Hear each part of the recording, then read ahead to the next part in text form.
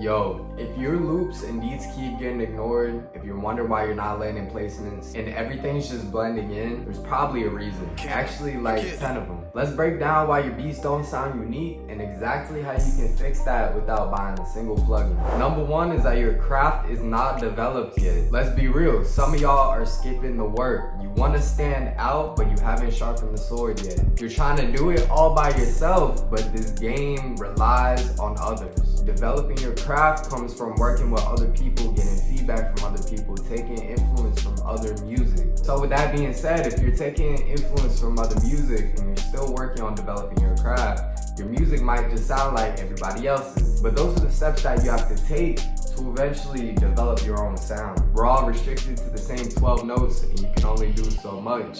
All great musicians learned or took inspiration from somebody else. And maybe somewhere along the road, it was very obvious that their sound was heavily influenced by another artist. But after you learn what works and why it works, you can take that knowledge and start throwing your own twist on it and eventually develop your own craft. So collab, study beats that move you, reverse engineer, and don't just make loops. Build taste. Alright, number two is just having basic rhythm. Rhythm goes a very long way in making your sound more unique. Like I said, we're all restricted to the same 12 notes. You can only come up with so many progressions. You can only whatever, but having rhythm in your music will take the listener a long way. Experiment with different rhythms, whether it's in your hi-hat patterns, whether it's in the top line that you're playing on your guitar, whether it's the rhythm of the chord changes, whatever it is. A lot of producers overlook this part. They'll just go in and click a two-step hi-hat pattern and call it a day, which, listen, I'm not hating on the two-step. I still use a two-step. But when you approach every aspect of your music the same way that you do filling in that two-step hi-hat pattern, that's not sauce.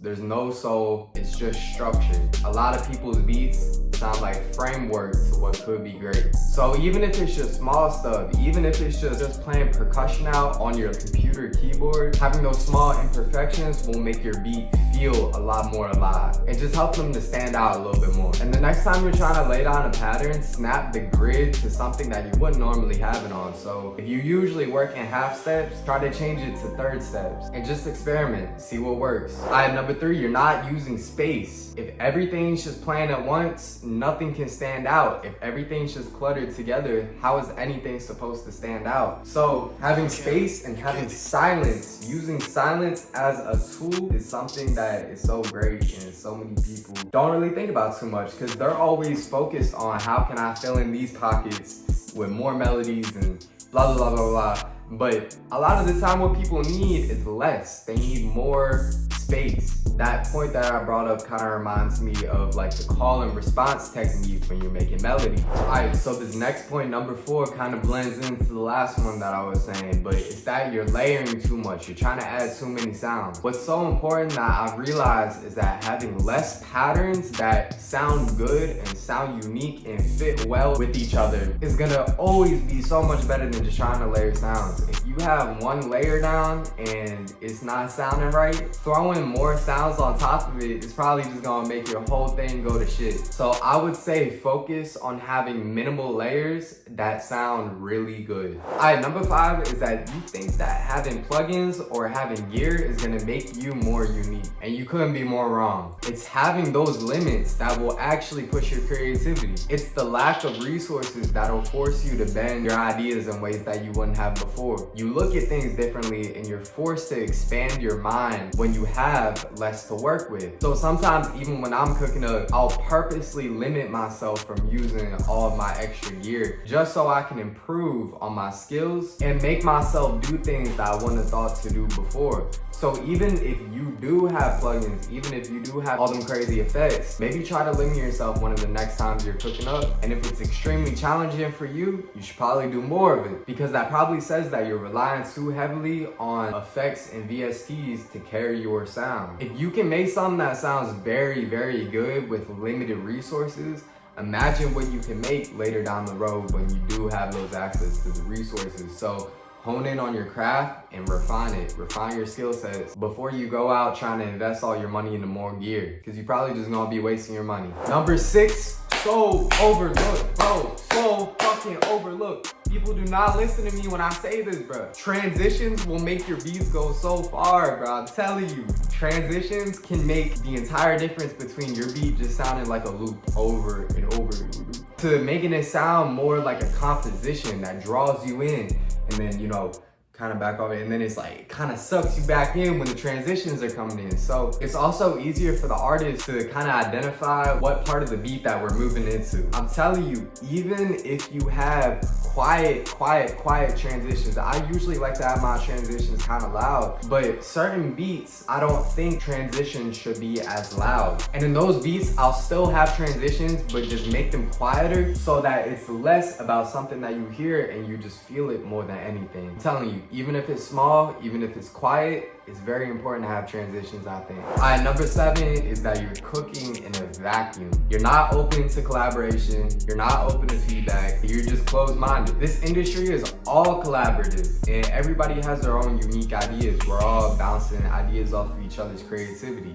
If you don't do that, you're not gonna grow, at least not too quick. If you share your music and get actual insightful feedback, your music is gonna grow 10 times quicker. Let iron sharpen iron. Learn from people that are better than you. All right, number 8 is that you're deleting ugly sounds. Sometimes when I'm cooking up a loop or I'm cooking up a beat, I'll be scrolling through sounds and one will catch my ear and I'm like, damn, that shit's kind of cool. Like, it caught my ear for some reason, but I didn't really understand why. Try to incorporate it into a beat, and I just thought it sounded off. I think it's important to have an understanding of why that sound caught your ear and how you can finesse it. Biggest thing with this is just to trust your gut, trust your intuition. Even if you think it sounds weird, it's probably because your ear just isn't used to hearing something like that, and that is the type of stuff that will make you stand out. All right, number 9 is that you are not listening deep enough. Maybe you are listening to music, but you're not studying the music. You have to listen to it and understand why this works. Why does this 808 pattern resonate with me so well? Why does the bounce of the hi-hat sound so different? Why are there such minimal sounds in the beat, yet it sounds so full and delivers so much emotion? That's the kind of stuff that you have to think about while you're actively listening to music. If you just have music feeding into your right ear and it's going out the left ear, you ain't doing anything.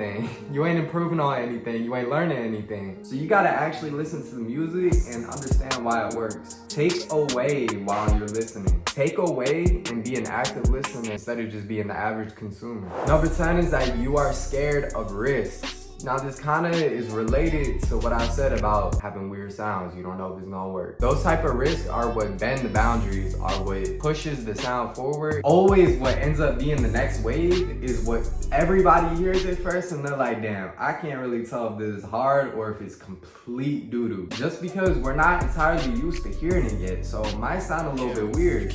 But that's the thing, is that you gotta take those risks. You gotta, even if it ends up being ass in the end, it don't matter. What matters is that you took those steps to try to push your sound forward. So even if you come back to it, you know, like a week later or a few hours later and you listen to it and you're like, yeah, nah, this shit is trash, this is dookie. First of all, it could be fire in 2 years from now. You could go back to it and be like, that shit was, what was I talking about? That shit was kind of hard. But you're doing more than most people if you're already taking that step. So you just gonna end up progressing quicker than everybody around you. All right, real quick, number 11 is a bonus one. And it's that your sound selection is dookie. You don't have unique sound selection. Like I was saying before, we only have 12 notes to work with. So what can we do? We can switch up our rhythm that we talked about earlier, but also we can change the sounds that we use. People don't realize how the sounds that they use alone can completely change the entire vibe of the beat or the loop. I personally believe that having good sound selection is the easiest way to stand out when you're creating samples or beats. With that being said, I dropped a completely free analog one-shot kit that I crafted using real hardware and analog gear. I crafted these sounds so that you can unlock that analog feel, that analog character, that analog vintage warmth without actually having to spend thousands on real gear. I don't know if you can see these pedals over here, but I designed my sounds to be effective with these pedals so that as you're playing them, you can get a similar sound to having real analog pedals right out the box. You can find phrases, synth one-shots, arps, vocals, and a lot more. And again, it's completely free. Go grab the link in the bio, and I'm gonna catch y'all on the next one.